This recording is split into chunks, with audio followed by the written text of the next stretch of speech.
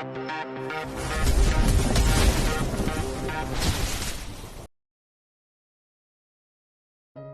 5-8. Pernikahan untuk balas dendam. Nay dan Airin menuju lantai paling atas. Di sanalah ruangan CEO Star Building berada. Tring. Pintu lift terbuka lebar. Di sana sudah berdiri Theo menunggu kedatangan Nay. "Mengapa kau tidak mengambil cutimu, Nay?" "Hai Syom, tiap hari ketemu ini nggak usah pakai cuti-cutian." Theo membuang nafasnya kasar. Ia tahu betul Nay sangat giat dalam pekerjaannya. Tapi dia tidak menyangka jika gadis itu akan bekerja dalam waktu dekat meskipun baru saja menggelar pernikahannya. "Rin, apakah semua divisi sudah berkumpul di ruang rapat?" "Siap sudah, Pak." "Bagus. Aku akan ke bawah menjemput Big Boss.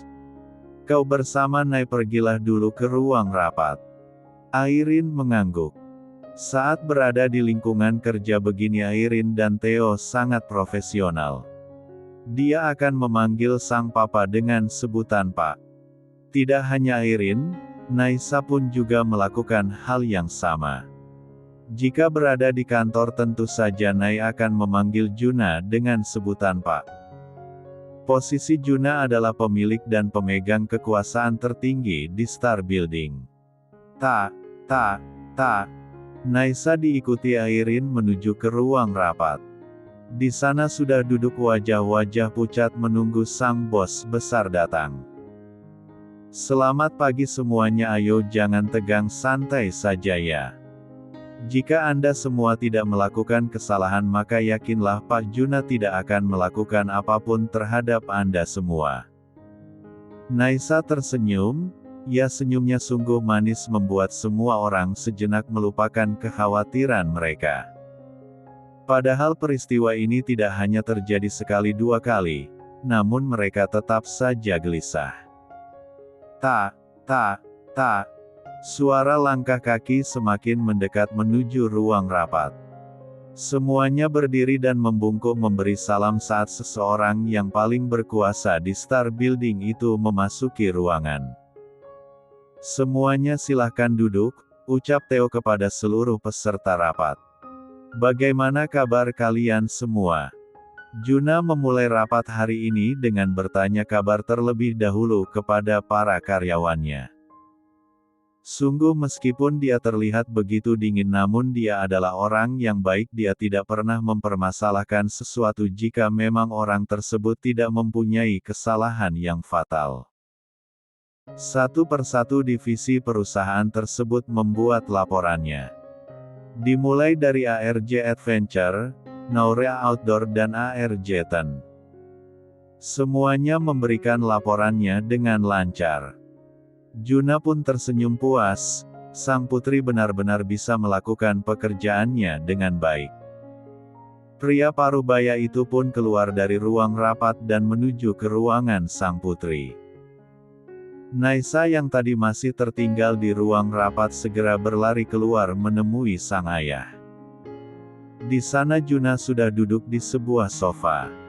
Naisa langsung mendekat dan memeluk ayahnya dengan erat. "Kenapa, kangen ayah? Benarkah?" Juna sedikit merasa ada yang aneh dengan sang putri. Pelukan Naisa seperti mengisyaratkan ketakutan dalam dirinya, bukan ketakutan, lebih tepatnya seperti meminta sebuah perlindungan. Juna sedikit mengerutkan keningnya, tampaknya dia harus menyewa seseorang untuk mengawasi putrinya. Tentunya dengan tanpa persetujuan atau sepengetahuan Naisa. Jika putrinya itu tahu pasti dia akan marah terhadap sang ayah. "Kau sungguh pandai memimpin perusahaan, Nay. Oh ayolah ayah, suruh putramu itu pulang. Aku tidak bisa sendirian terus mengurus perusahaan. Belum lagi saham-saham itu. Setiap rapat pemegang saham Nay sungguh kerepotan ya." Juna tertawa terbahak-bahak mendengar omelan sang putri. Gerutuan itu membuat Juna tergelitik hatinya. Namun apa yang diucapkan Naisa memang benar. Ia sungguh sibuk mengurus perusahaan milik ayahnya. Nai sayang, putri ayah yang baik hati dan cantik. Naisa seketika menegakkan tubuhnya. Jika ayahnya tengah berbicara manis seperti itu berarti ayahnya akan meminta sesuatu kepadanya. Tubuh Naisa seketika meremang, ia mempunyai firasat yang tidak baik. Ada apa ayah? Pasti ayah mau meminta sesuatu kan? Hehehe, putri ayah memang selalu tahu apa yang ayah inginkan. Nai sayang, besok datanglah ke RS Mitra Harapan. Besok di sana ada rapat pemegang saham dan ayah tidak bisa menghadirinya. Memang ayah mau kemana? Ayah ada janji kencan dengan bundamu. Ayah lupa kalau besok ada rapat pemegang saham. Kalau ayah batalkan kamu tahu sendiri kan bisa berabe, ayah nggak boleh tidur di kamar. Ya, tolong ya. Please. Nai membuang nafasnya dengan kasar, ia tidak bisa menolak permintaan sang ayah, terlebih ini menyangkut sang bunda juga. Ya baiklah, ya suruhlah putramu itu untuk pulang segera. Jika ayah tidak mau memintanya pulang, Nai sendiri yang akan datang dan menariknya dengan paksa. Juna mengangguk. Sepertinya memang sudah waktunya putra bungsunya itu untuk kembali ke tanah air.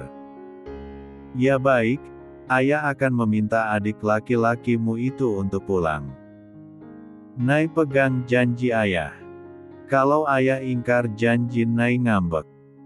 Juna mengusap lembut kepala sang putri. Juna mengangguk. Setelah itu pria parubaya tersebut keluar dari ruangan Nai dan langsung mengambil ponselnya. Halo, ya. Aku ingin mengetahui tentang seseorang, bisakah kalian membantuku? Namanya adalah Andan Sasongko. Aku ingin kalian mengawasi gerak-gerik pria itu dan juga Naisa Gita Dewantara.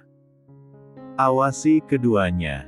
Aku ingin laporan yang faktual. Baik. Terima kasih sebelumnya. Tolong lakukan dengan rapi ya. Juna menghembuskan nafasnya perlahan. La merasa kehidupan rumah tangga putrinya tidak sesuai dengan yang diharapkan. Kini ia hanya tinggal menunggu informasi dari Wild Eagle. Meskipun Juna memiliki orang-orang tersendiri, namun Wild Eagle merupakan jaringan detektif swasta yang mumpuni di bidangnya. Hasilnya pasti juga akan lebih terpercaya. Dan lagi mereka sangat bisa menjaga rahasia. Juna melenggang pergi menuju keluar Star Building. Pikirannya masih berkecamuk terhadap sang putri. Namun Juna berusaha untuk tetap percaya bahwa putrinya pasti bisa mengatasi apapun yang sedang dialaminya. Sepeninggalan sang ayah, Nai menyenderkan punggungnya di kursi. Ia membuang nafasnya kasar. Wanita itu mencoba untuk berdamai dengan hatinya. Meskipun saat ini dia merasa sungguh sakit hati mengingat perlakuan Adnan kepada dirinya. Nai kembali mengingat masa-masa indah bersama Adnan, sungguh dia tidak pernah menyangka bahwa pria yang begitu dicintainya tega berbuat seperti itu terhadapnya. Adnan yang dulu sangat terlihat begitu menyayanginya dan mencintainya sungguh tega menyakiti hatinya. Nai kembali menangis. Ia teriska. Rupanya hal tersebut tak lepas dari pandangan mata Airin. Airin yang tadinya ingin masuk ke runagan CEO Urung.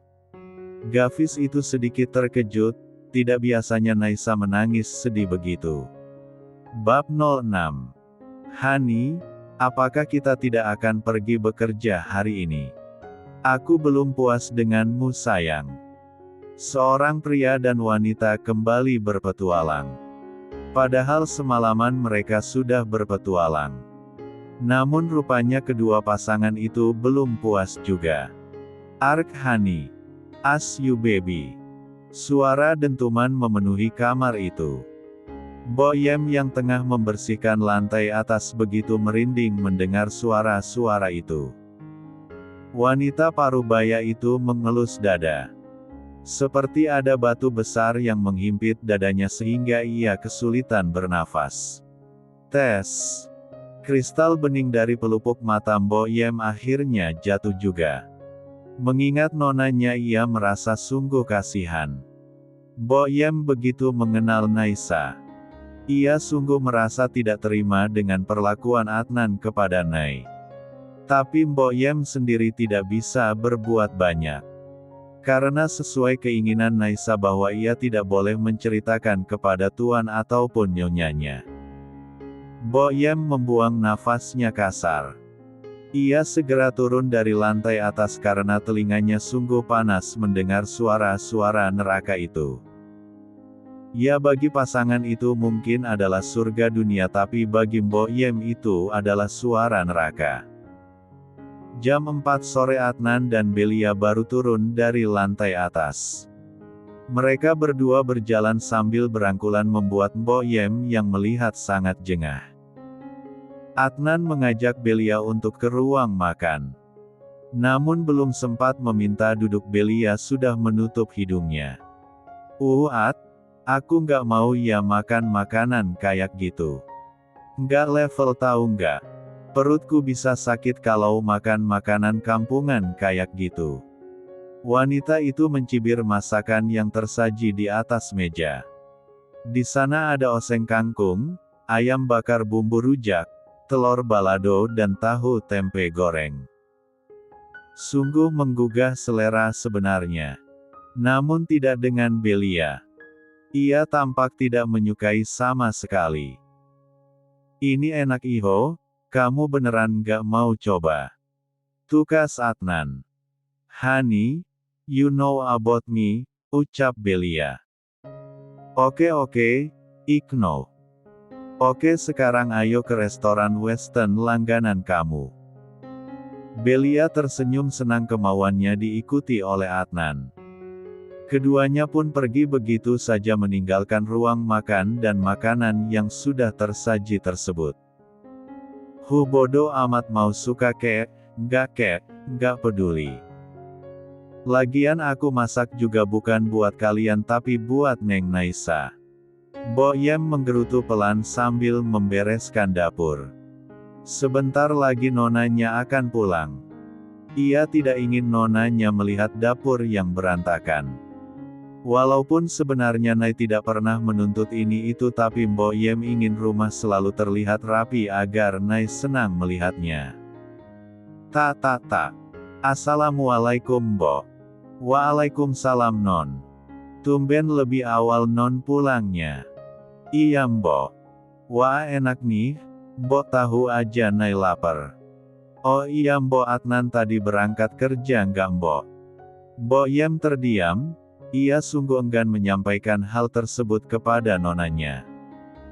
Tapi mau tidak mau dia harus bercerita. Mbok Yem pun menceritakan apa yang dia lihat.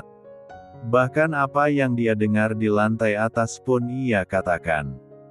Mau gimana lagi, Mbok Yem tidak bisa berbohong terhadap Naisa. Gadis itu hanya membuang nafasnya kasar. Tapi kemudian ia tersenyum. Ia harus kuat dalam menghadapi suami durjananya itu. Nai pun meneruskan makan yang sudah tak terasa enak itu. Bagaimanapun juga Nai masih berstatus sebagai istri Adnan dan bagaimanapun Adnan pernah menempati hatinya. Saat ini dia masih sangat berusaha untuk mengubur rasa cintanya dan menutupi luka hatinya. Mbok, Nai udahan ya. Nai mau ke kamar dulu bersih-bersih. Mbok Yem mengangguk, ia tahu Nai sedang menahan perasaannya. Brak. Nai menutup pintu kamarnya rapat-rapat. Ia terduduk di depan pintu lalu menangis di sana.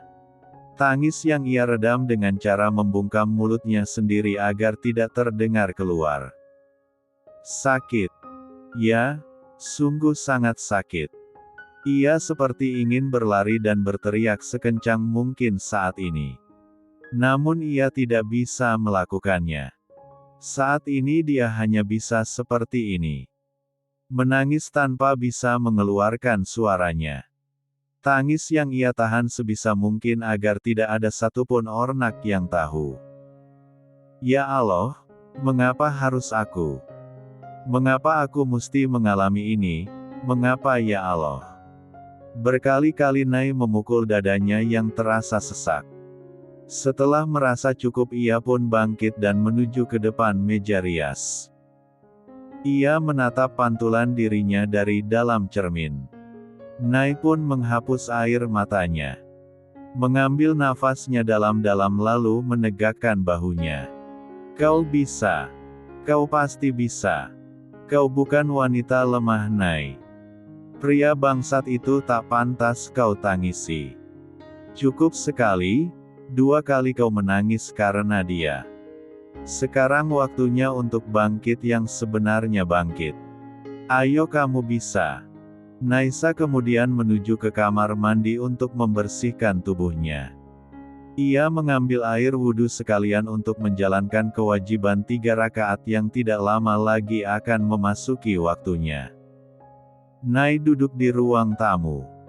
Ia sengaja menunggu Adnan untuk pulang. Dan, tak lama kemudian pria itu datang juga. Tentu saja masih bersama dengan sang kekasih. Nai menghentikan langkah Adnan dan Belia yang hendak naik ke lantai atas. Tunggu. Tek, ada apa? Kau tidak akan menceraikanku saat ini kan? Tuh pinter. Kalau begitu talak aku. Jadi kita secara agama sudah tidak punya hubungan. Sekalian wanitamu itu menjadi saksi. Adnan terdiam saat Naisa meminta talak darinya. Ada perasaan tidak rela. Namun sentuhan lembut Belia kembali menyadarkan lamunannya. Hani, kau belum menjatuhkan talak kepada wanita itu. Maksudmu apa? Maaf sayang, aku belum sempat saja. Jangan marah. Naisa memicingkan matanya. Ia melihat ekspresi Adnan Yabek tiba-tiba berubah saat mereka beradu tatap. Apa ada rasa cinta untuk Kuat? Atau selama ini kamu benar-benar hanya menjadikanku alatmu? Adnan mengambil nafasnya dalam-dalam dan membuangnya perlahan.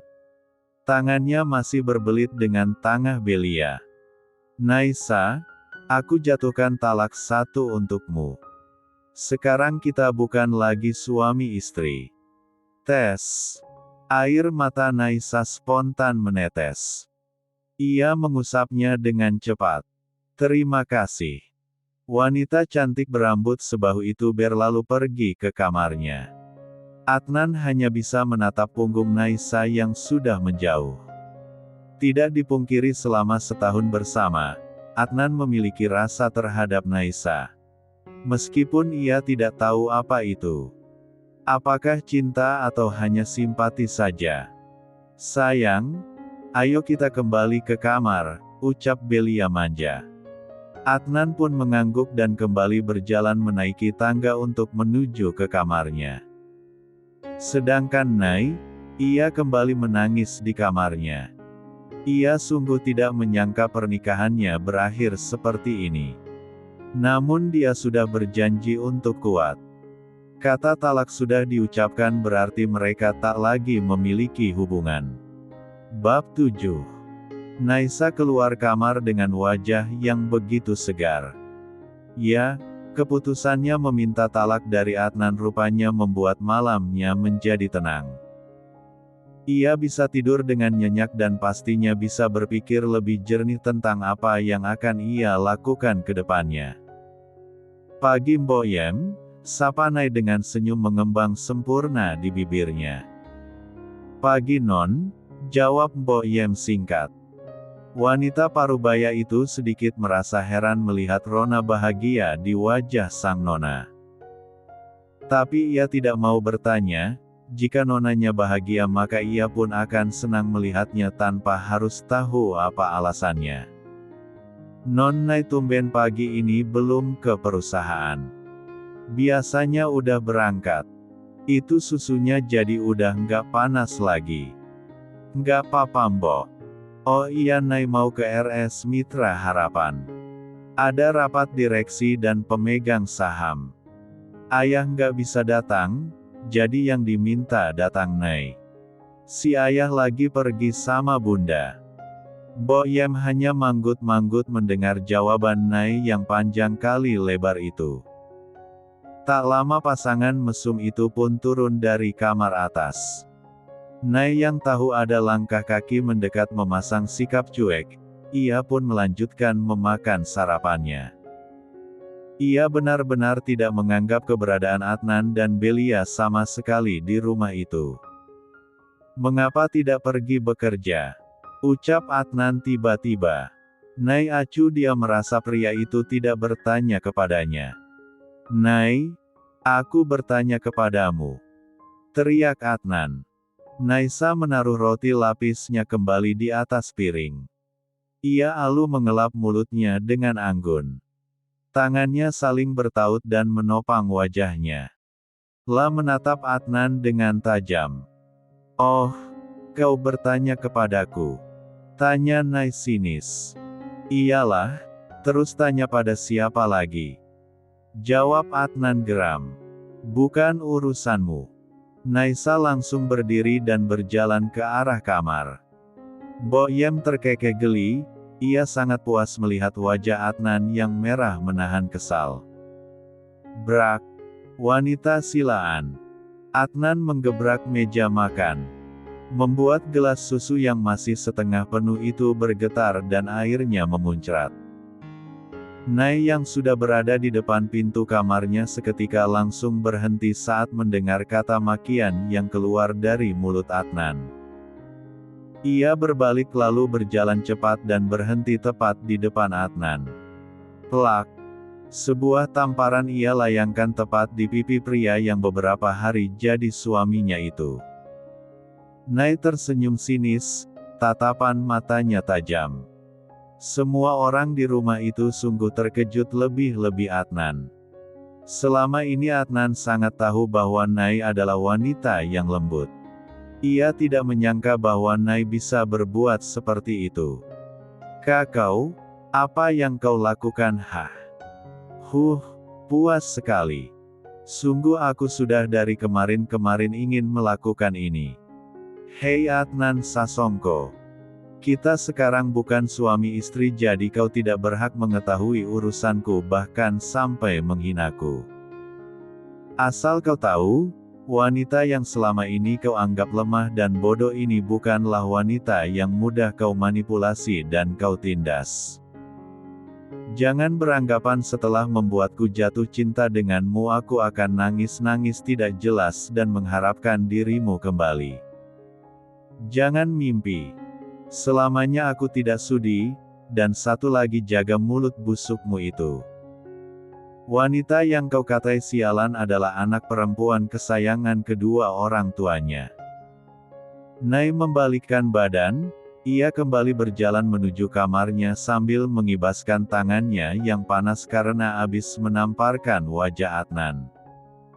Wah rasanya puas juga. Di sisi lain Adnan masih berdiri mematung dengan sisa-sisa keterkejutannya. Belia pun menuntun Adnan untuk kembali duduk. Dengan galak, Belia minta es untuk mengompres kepada Mbok Yem. Tapi Mbok Yem acuh. Mbok Yem bahkan pergi meninggalkan pasangan tidak tahu diri itu.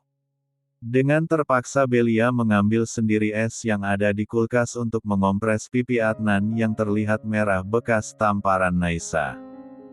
Set, pelan Bel. Ini lumayan sakit, ouch, keluh Adnan.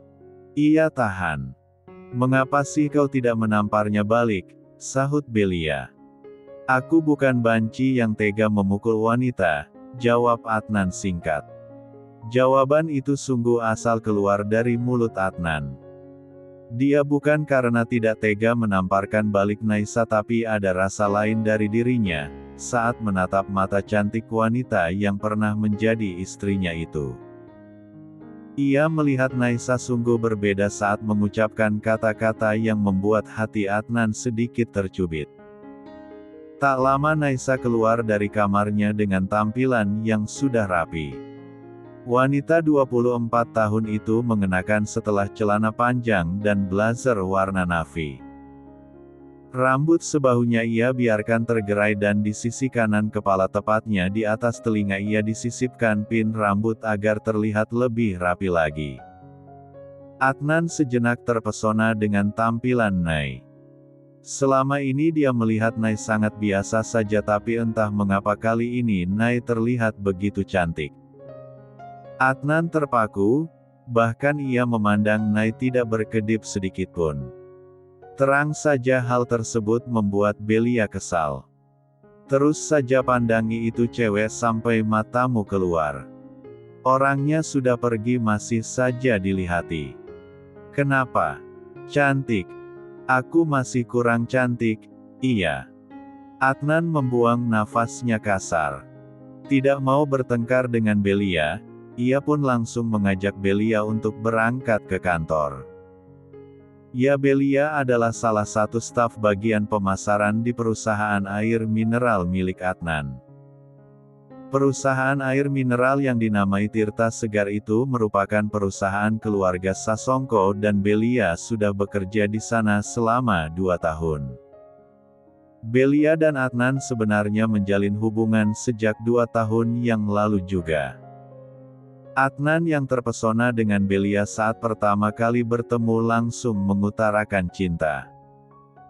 Gayung bersambut, mengetahui bahwa Adnan adalah anak dari pemilik perusahaan tempatnya bekerja membuat Belia tentu saja langsung menerima ajakan Adnan untuk menjalin kasih. Namun hubungan mereka berdua tidak ada yang mengetahui. Adnan meminta Belia merahasiakan terhadap keluarganya.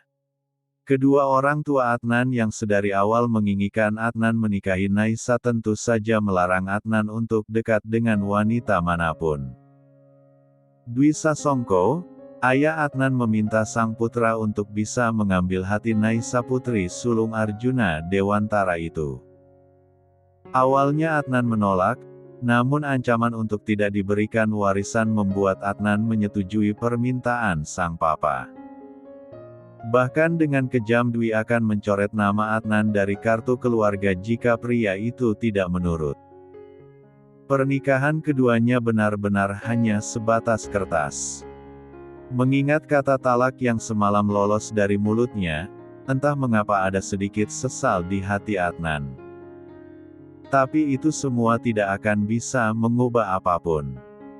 Entah reaksi seperti apa yang akan kedua orang tua Adnan perlihatkan jika mengetahui sang putra telah bercerai secara agama dengan Nay. Sepanjang perjalanan menuju perusahaannya Adnan terus berpikir mengenai talak yang sudah dijatuhkannya. Lah berkali-kali membuang nafasnya kasar. Entah mengapa perasaannya menjadi tidak karuan sekarang. Bab 8. Naisa tiba di RS Mitra Harapan sendirian. Dia tidak mengajak Arumi kali ini. Nay meminta Arumi tetap berada di Star Building untuk mengerjakan pekerjaan yang tidak bisa dilakukan Nay saat ia tengah menggantikan sang ayah. Nay berjalan anggun memasuki gedung rumah sakit. Rumah sakit tersebut semakin hari semakin bagus. Sungguh perkembangan yang sangat pesat. Sebagai pemegang saham 25/4, Juna sungguh sangat puas dengan RS Mitra Harapan yang sekarang. Semua tidak lepas dari tangan dingin Dr. Bisma dan Dr. Dika. Sebagai keluarga pemilik, reputasi RS Mitra Harapan tidak lepas dari reputasi personal dari kedua dokter hebat tersebut. Terlebih gelar dokter bedah terbaik masih dipegang teguh oleh Dr. Dika. Tak. Suara kaki yang terdengar seperti berlari mendekat ke arah Naisa. Tanpa ia tahu orang yang memiliki kaki tersebut ternyata menabrak tubuhnya hingga wanita cantik itu terhuyung dan jatuh terjerembab. Maaf nyonya saya tidak sengaja. Sungguh saya minta maaf. Nai berdiri namun melihat beberapa barang dari orang yang jatuh, ia pun membantu untuk memungutnya. Tidak apa-apa, aku yakin kau pasti terburu-buru Dokter Nataya. Nai melihat Itkart dari pria tersebut. Seorang pria yang ia tahu lebih muda dari dirinya itu tampak tergesa. Terima kasih Nyonya, maaf sepertinya saya harus memanggil Anda dengan sebutan Nuna, dibaca Nuna. Nai mengerutkan kedua alisnya tidak mengerti. Namun ia tidak mau banyak bertanya, karena jika berbicara lebih lama lagi maka ia akan terlambat ke pertemuan. Setelah selesai membantu Nai pun mengangguk dan pamit untuk kembali melanjutkan berjalan menuju tujuannya. Pria itu langsung terpesona oleh wanita yang baru saja ia tabrak itu hingga ia teringat apa yang seharusnya ia lakukan. Mati aku, pasti dimarahi papa kalau nggak buru-buru ke ruang rapat. Sambil membawa setumpuk file dokumen di tangannya, Nataya berlari secepat mungkin menuju ruangan sang kakek paman dulu. Karena awal mula seperti itu perintah papanya. Kapam ini filenya, kok udah nggak ada. Jangan-jangan langsung ke ruang rapat lagi. Abis sudah nanti diomelin papa. Nataya kembali berlari sambil berpikir was-was akan kena marah. Dokter Bisma yang masih adik dari nenek Sekar ia panggil Kapam, singkatan dari kakek paman. Entah dari mana Nata memiliki ide untuk memanggil Dokter Bisma seperti itu. Yang jelas dia hanya bisa memanggil seperti itu ketika tidak di ranah pekerjaan. Bahkan kepada sang papa pun Nata profesional selalu memanggil dokter meski banyak juga keceplosannya. Di ruang rapat Dika dan Bisma masih menunggu kedatangan Nataya. Kemana bocah tengik itu? Entahlah om, tadi udah Dika minta langsung ke sini loh. Brak. Nata memasuki ruang rapat dengan nafas yang terengah-engah. Bisma dan Dika hanya membuang nafasnya kasar, namun mereka lega Nata sudah datang. Beruntung asisten Bisma tengah menjelaskan tentang pertemuan kali ini sehingga fokus para dewan direksi dan pemegang saham teralihkan. Kemana saja kamu Nat? Maaf Kapam, Papa. Nataya mengucapkan maaf berkali-kali. Ia tahu dirinya salah. Dia yang seharusnya bergegas menuju ruang rapat tadi malah sedikit berbelok untuk mengobrol dengan para perawat. Sungguh sifat sang papa sama sekali tidak menurun kepadanya.